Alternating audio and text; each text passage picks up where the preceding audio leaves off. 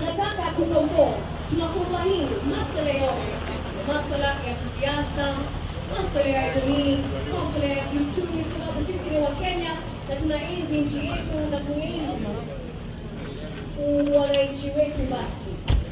Basi tuwakumbushe siku ya leo tunapoendelea katika hapa hii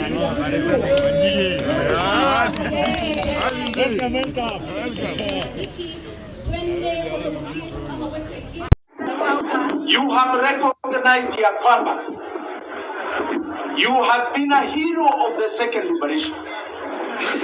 Na wakati huo, I heard somebody say here history does not matter. It matters. Hata ile history ya yule poet sijui Wakabete. It matters where we have come from. The history of Hadu Wambalwa talk about is very important history. Tumetoka mbali, and Martha has been part of that struggle, has been in the forefront of that struggle. Na hata yeye amerecognize ya kwamba we are here at a different liberation. The first liberation was our independence. The second liberation has been about our democracy, political democracy. Na hii ya tatu ni ya economic. And this economic liberation, usidanganywe na mtu, it is going to be as hard as a political revolution that led our forefathers into Mau. Yes. There shall be sacrifices of our lives, because this economic template ililetwa hapa na watu ambao wanaitwa wabeberu. It was brought here 100 years ago, and it has been cemented. We have changed from white to black leaders, but none of us are prospering. Just the few are prospering. Economically, ni wachache tu. So we must understand what this liberation is about. Our unity si ya kusema tu ati tunatoa Ruto. At America, if I'm going to give my 2 cents, America, the Democrats were united around one thing. We are united to remove Trump, to make sure Trump does not come. We hate Trump. Walishindwa ama hawakushindwa? Walishindwa ama hawakushindwa? We must unite on defining for Kenyans what happens when Ruto is not there. After Ruto, what is this country going to be? Itakuwa namna gani? Senator mashuhuri wanaonyonga. One thing I like about you, and I must say I like about Mheshimiwa Mbui, is that you have understood numbers. You have understood numbers and facts. Your numbers. Ruto today is known as Zakayo kwa ajili ya tax. Si ushuru ndio kazi yake? Atumalize. You must ask yourselves why. Why? Being a thief is only one aspect. The budget that Senator Onyonga is talking about, 4.2 trillion, ambao iko kwa bunge saa hii. 3.2 trillion ni recurrent expenditure. Si ya development, ni ya kukula. Na ukiangalia hiyo 2.2 inaenda kulipa madeni. 2.2 inaenda kulipa madeni. 400 is needed for operations za serikali. 500, 600 ya salaries. Unakuja sasa kwa madeni, because we will not get more than 2.8 trillion revenue. Uingia kwa madeni, you're borrowing for counties. You're borrowing for the little development you can do, which you cannot do. So hata tukiwa hapa, tukisema tutatoa ushuru ni sawa. Tutalipa deni namna gani? Na deni ni 70% ya fedha zetu. 70%. na itakuwa hivyo mpaka 2036. Mwaka huu 1.9 trillion deni. The next financial year 2.2 trillion deni. The next financial year 2.4 trillion deni. If we do not understand hiyo deni ilikuwa ya nini, and that we are going to solve that problem, hata sisi tukiingia kwa hiyo kiti ya urais, tukiingia in 3 months mtakuwa nasema tuondoke, hata sisi tuwe kama Kasongo. So we must be united on solving the problem, the real problem of this country. Not just to say we are united. There were people who are united before they told us freedom was coming. Iko wapi? Iko wapi? Ilikuja. And today they are here with us because they were cheated. Because they were cheated. There were others who were told, like my dear sister, that there is a liberation coming from Raila Amolo Odinga. Leo Raila hapo wapi? Na ni rafiki yangu hapo wapi? Hapo wapi? The two deputies are united here na wao wako united kule kwingine. Let us be careful about this unity. It must be about framing the questions of the people of Kenya. Na Gen Z mulifanya kazi last year. Mulifanya kazi. You changed the politics of this country. June 25th, mulimaliza Kasongo. But you also finished the politics ya kienyeji. Mulimaliza hiyo ya kienyeji ya zamani. You are now in the politics of Dodge. Dodge, kama Americans wanasema. Kuna mjadua aliniambia hiyo inaitwa donge. Donge. Dodge ya Elon Musk is where you are. You are changing the fabric of our politics. Do not stop. You are today, you are tomorrow, you are the day after. Asanteni sana, God bless you all. How Jimi Wanjigi helped Kibaki? How involved were you in the Kibaki campaign? Very heavily involved. In fact, I was the head of logistics for NAC. Let me try and give you a summary of the last 10 years. We have done what you call the primary balance audit. Primary balance is expenditure without debt and income, tax revenue. So from July 2013 to June 2023, we did what you call a primary balance. So we took development for 10 years. That's a 10 years period. Development over that period was 6 trillion shillings. We took counties expenditure. We took salaries. We took operations, including all these confidential monies you talk about today. Right? We put all those operations things there. Right? And we said, what is the number? Remember, we have not put debt payments. The number came to 14.6. Those are our expenses in 10 years as a nation. 14.6 without debt payments. Then we did the column from KRA. How much tax revenue did KRA state it collected? And we verified it with figures that were in CBK. And when you look at the line, it came to 13.3 trillion, 10 years. The difference being just about a trillion. 1.3 trillion. Yeah. So you say, okay, so what did we borrow? That is now what is called the deficit. Yeah. That is the debt we should have borrowed in 10 years. Yeah. Which means maybe 100 and something billion a year. Correct? All right. What did we borrow? 7.7 trillion. Which means it was not on the budget. Does not exist in our books. For going towards nothing. 6.4 trillion above what we needed. If you take 1.3 was 10 years, 6.4 is for another 60 years. That is what we are paying here. And it never came to us. We never passed it in parliament. But we're paying for it. But we're paying for it. And what is happening, and that's the thing that we need to appreciate. You're talking about tax. I said here on this show, when a government is bankrupt, it bankrupts its citizens. William Ruto has advertised your bankruptcy. He said, in fact, in the next 3 years, by the time his term is over, He's just going to keep increasing this tax to get to some GDP ratio to tax, which is a fallacy. Okay? A complete fallacy. Right?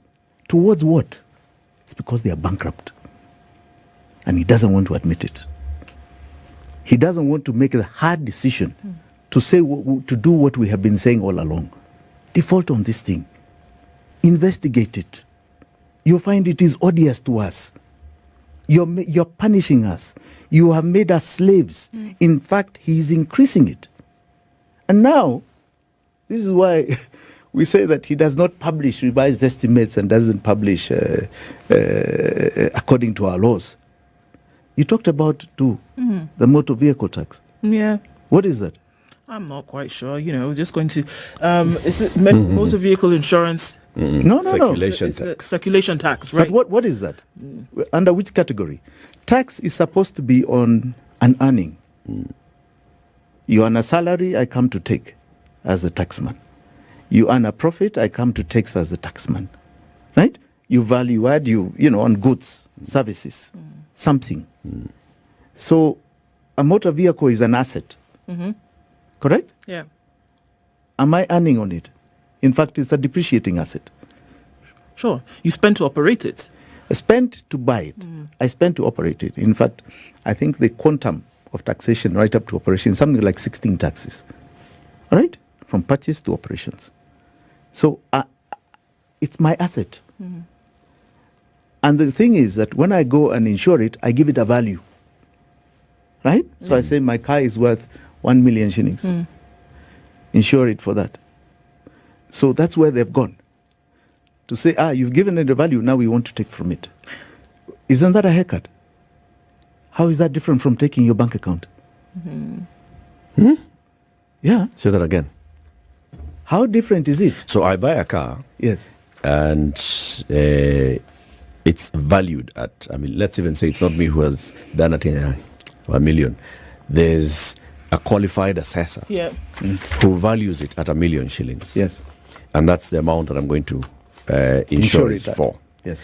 So the motor vehicle circulation tax is pegged on the value of that car, that Absolutely. 1 million bob.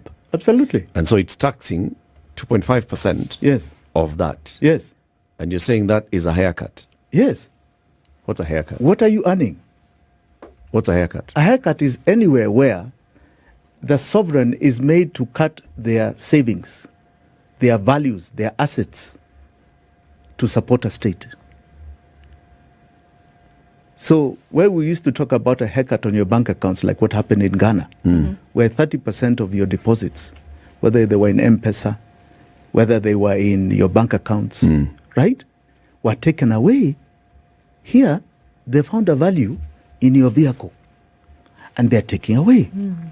Because this is not the principle of taxation. Taxation is on an earning. Your car is a depreciating asset. It's an asset. Earns you nothing.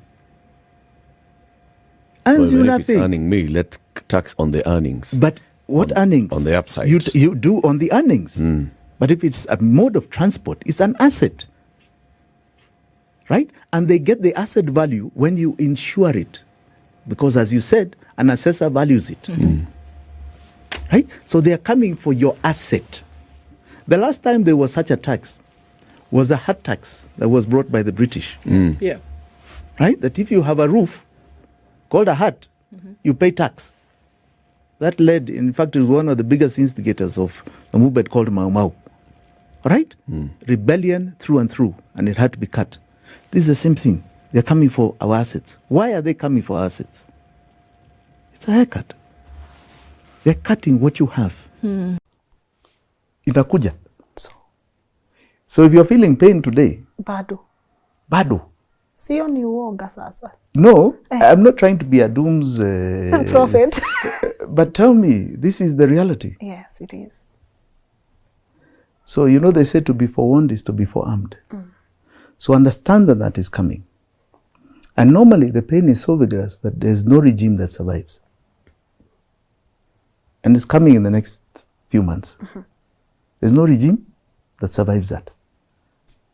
So if you think we're complaining about a tax bill, We complain about it, but the pain is still there, isn't it? Yes. Finance bill. See, Gen Z killed 2024. So they went to 2023. Now the court has removed as unconstitutional to 2023. So now you have to go back to 2022 of Uhuru's. 8%. 8% VAT on petroleum products. That means you're reducing his revenue, correct? And remember, almost 80 now, inaenda kwa Debt. Kwa debt. So when you are reducing his revenue, what do you think is going to happen? 99 itaenda kwa debt. Why do you think there was a chaos in Bangladesh? Why do you think in Pakistan, Sri Lanka? No, nothing else. We are heading there. There's nothing else, by the way. Because what this crisis brings, but going, he's going. I also believe he will go before the next general election. I don't know why people are talking about him. No, he will not. I do not see 2027. I do not. In the next few months, he will not even have a budget. All right. I want to see how he's going to operate. Yes. Let him now come with a new budget. Let us see. And try even a new finance bill.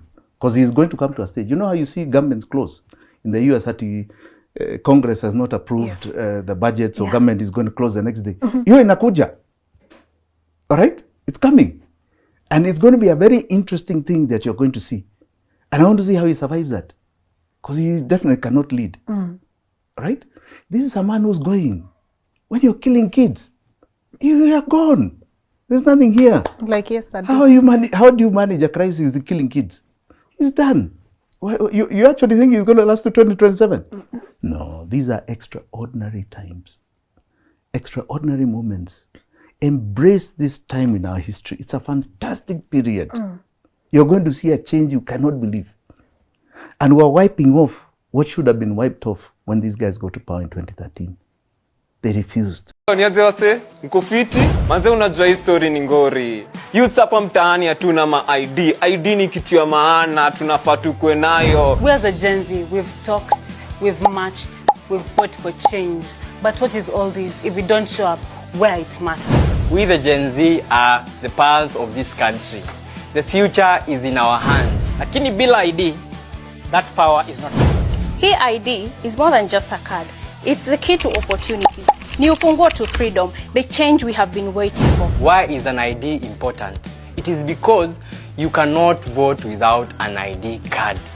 So if you don't have an ID card, one, you do not exist in this country. As you can see, they are mocking us. What are they saying? That sisi tuko tu pale online, lakini kura ni kwa ground. Now, what can we do? Let's register for our IDs. And for you to register for your ID, you can visit your chief's office because they have all that power with them. Again, we have over 900 registration centers across the country.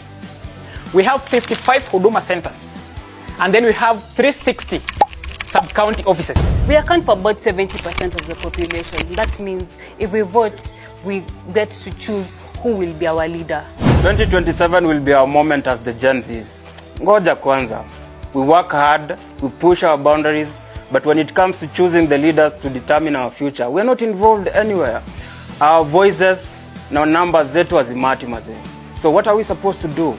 Go get your ID, register as a voter, and then come out and vote in 2027. It's that simple. My fellow young people, the Gen Z, it is high time we understand the politics of our country. We must understand what role politics play in our lives. And until we get politically mature, we will always be maneuvered, swayed, or deceived into supporting people politically, those who don't have Kenyan interest at heart. 2027, without your ID, you will not be able to vote. What are you doing without your ID? I will urge all of us to hold each other accountable. Uliza mzae, uliza madhe, uliza beshte yako kama kona ID. The cost of living is going high. They are killing us and abducting us every day. What are we supposed to do? We're supposed to send them home. How are we going to send them home? You make sure you have your ID for 2027 so that we make sure we pump new blood of good leadership and are good leaders and have a better country because our motherland is where we are. Identity yetu, Kenya ni yetu. Our future, our choice. Identity yetu, Kenya ni yetu. Identity yetu, Kenya ni yetu. We can do this, guys. Twende tukapate ID bana. Mimi mwenyewe niko na ID yangu. Here's my ID. Salute you all. To my fellow young Kenyans, if you are not a registered voter, please make the time to go and register as a voter. Because Kenya's future depends on you and me. So how do you register? There are IEBC offices in every constituency, and that is where you register. So please find the location of the IEBC office in your constituency and register. All you need to carry is your identification card or your passport. There are those who are saying that Huduma centers are registering voters. Huduma centers do not have an IEBC desk as of now, maybe later. So please go register and let's prepare to save Kenya together. And for those who have registered, please go to the IEBC portal and verify your details. Please. Now, so some of you are very wicked. And I don't have up to 10,000 subscribers on YouTube. Some of you are my village people. You are my village people. I will not hide mouth. All of you are my village people. You are the one that is following me. Go and subscribe to my YouTube to prove to me that you are not my village people. Thank you. Wa Kenya. Ati Trump aliweka Biblia chini akaanza kazi. Na kuna mwingine aliweka Biblia chini akaanza wizi. Nyinyi mutakujiwa. Nyinyi yongeni tu. By the way, guys, if y'all have not realized, Trump has been a sworn-in president for less than 48 hours. But the changes he's already making are massive. Like, he's making big decisions in less than 48 hours. In less than 48 hours, amemaliza LGBTQ. Amesema huko kuna gender mbili peke yake, male and female. In less than 48 hours, amerudisha TikTok. In less than 48 hours, anyway, na kuna huyu wenyu anafanya campaign. Anafanya campaign. Ai. Mungu tusamehe. Anafanya campaign. Hey. Mheshimiwa William Ruto, wewe ni mwizi. Msaidizi wako ni mwizi. Na lazima tunaomba kwamba Mheshimiwa William Ruto, omba wa Kenya msamaha. Omba wa Kenya msamaha kwa sababu ya yale maovu ambayo uliyafanya na Wakenya wanaumia. We will not tire. We will not be scared. Tuko tayari. Polisi wajitayarisha mpaka jioni. Ni kukimbiana hapa na pale. Wanasa kwame. Wanasa ai. Wanasa wololo. Wanasa. Enda pole pole. Cool down.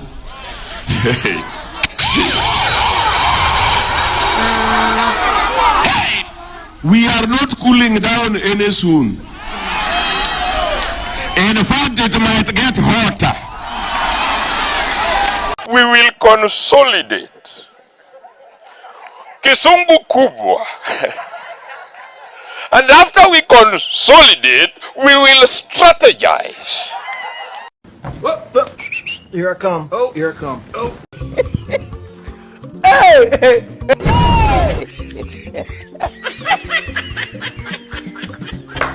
Whoa, hey.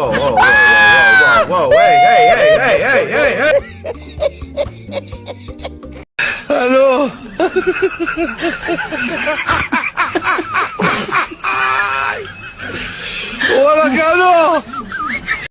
And don't buy into the political rhetoric of trying to divide you into tribes. Yes. Our problems are not tribal.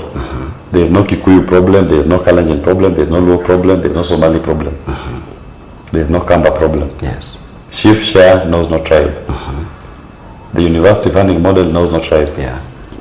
Joblessness knows no tribe. All these problems that we point out, they do not know any tribe.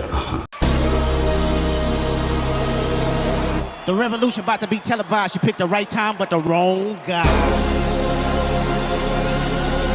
I want to perform their favorite song, but you know they love to sue. What song? Yeah, that song. That song? Maybe I think about it. Oh, no. Know what? I slow it down. Say, ladies, do me this solid. Ooh. Kusambaza hiyo message. Thank you. Fagia? What? I'll take it to all the corners. You take it to the entire nation. Yes. Yeah? Yes. It is a very solid car. Thank you, sir. Ndugu yangu, God bless you. Fagia wote. Kazi yangu. Asante. Ndugu yangu. Good luck, my brother. Thank you so much. Good luck. Good luck. All the best. Thank you, sir.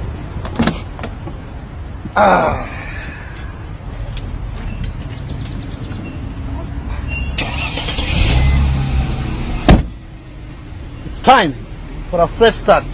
Tunafagia wote.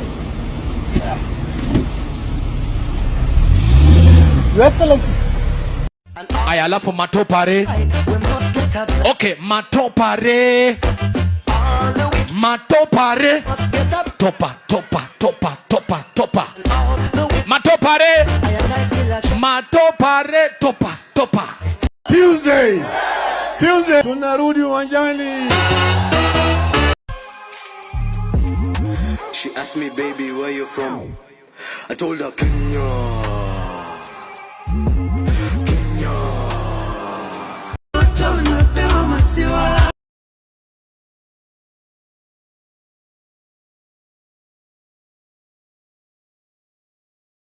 I beg of us, I really want to beg of us today, as the chair of UDA, let's stay focused to what it is we promise those hustlers. Because if we don't deliver, those hustlers will send us out of power, and they'll send us with vengeance.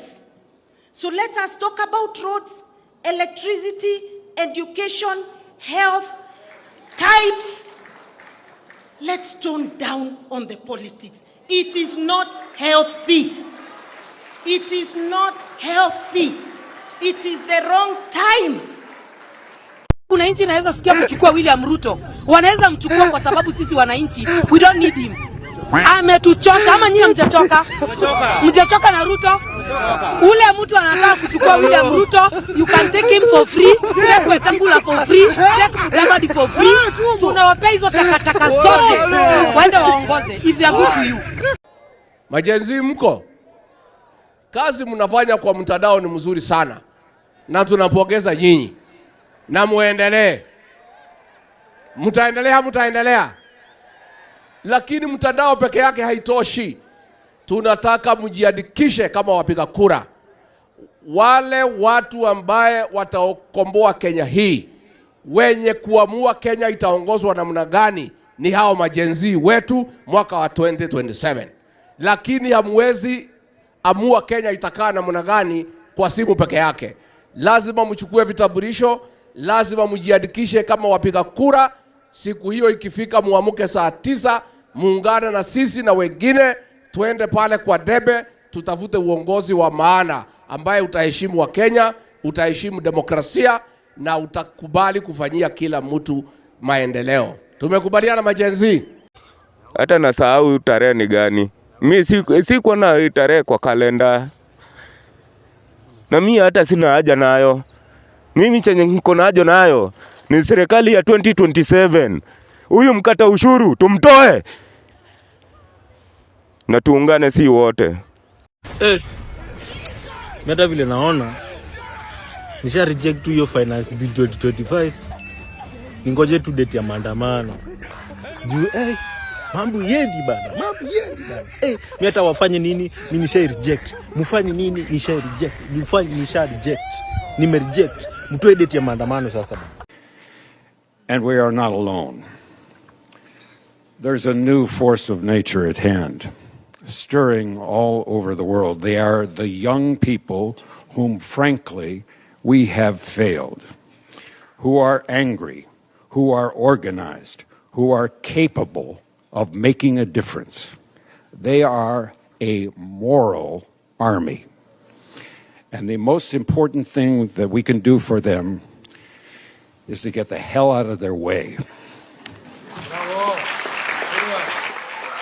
Kwanza mimi ikifika 2027 naiba mpaka kura ya madhangu na budangu. Sitaki warudi tu huko tena. Sima youth church anuka. Madha zetu bado Ruto unaenda home na 13 parliament tunaivunja. Wende home wote tuanze fresh. Mr. Speaker, sir, I'm here to address you. You must go. Ruto must go. Kwa hapa na hatuendi. Kwa hapa tunalala huku na hatuendi. We don't fear you guys. You hypocrites. We don't fear you. Mr. Speaker, we don't fear you. Tuko ndani. We stomped inside. Sisi ni nani? I'm inside. Niko ndani. Na tunamalizana na nyinyi. Tunamalizana na nyinyi. Mmetutesa sana. Today is today. You must hear our cry. Sisi ni sisi. Utatusikiza. Hii ni bunge yetu. Sisi tumewafanya mkuu hapa. This is our parliament. You must hear us. Kama hamna masikio, tutawafanya msikie. Poa manze. Sasa nini? President tunataka kuambia uko na miaka 2 katika ofisi. Na hawa wananchi hawa they will punish you na hata ukiwa na pesa utaanza kutoa nje. Wacheni tu mimi niseme na mapema. Ndio kama kuna list na andiko mniweke kwa list. I can't wait to reject Finance Bill 2025. I can't wait because I know it will be something absurd. It will be something mental. I can't wait. Mneke kwa list jameni. List reject. Idiots who don't want to participate in the affairs of their nation, they think things will just work in and of themselves. Then they are tribalists. And these tribalists, they think that they are only safe with people who are from their tribe. And tribe can mean people from the same culture, same language, or same culture. Then they are citizens. These are individuals who are responsible and know that when you want to be served, you must give those who have the desire and the intellectual capacity to serve you. In many societies, it is only a small percentage of people that can be called citizens, not more than 5%. And if a society wants to grow in the right direction, civic education is what will help the idiot and the tribalist to become a citizen.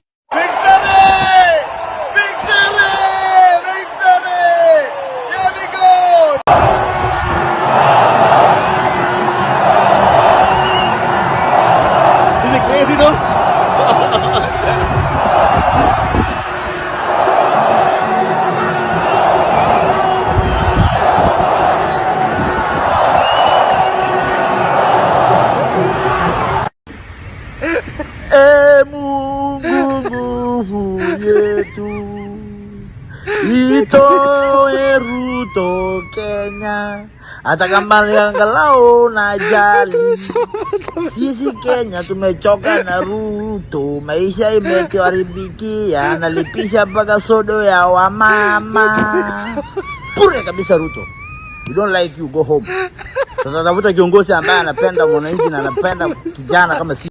They want to be described as honorable even when they are horrible. They acquire things which they have not worked for. They promise us things that they know they will never deliver. And there is no shortage of such men and women in the African continent.